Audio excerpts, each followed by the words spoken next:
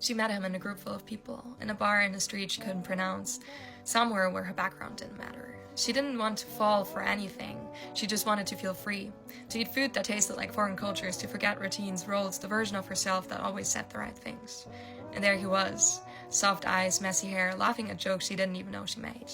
With him, she didn't have to perform, she didn't have to be polite, she could just be, barefoot, sunburned, and loud. They shared stories, his dreams, her fears, the way they both loved home but were afraid of missing out on the world. And when the last night came, she didn't cry. She knew their paths would cross again, maybe not in a year or in 10, but someday she would hear his laugh again. He met her on a Tuesday, or maybe it was Thursday, it honestly didn't matter because time moved differently when she was around. She was wearing sandals and a backpack and looked like she belonged to the world. He couldn't remember the last time someone looked at him like that. She asked him weird questions like, if your soul had a color, what would it be today? And he didn't know the answer, but he knew just because of her what he wanted it to be. He drove her around on his scooter, she sewed his pants. Together they danced in little bars, shared street food and stories.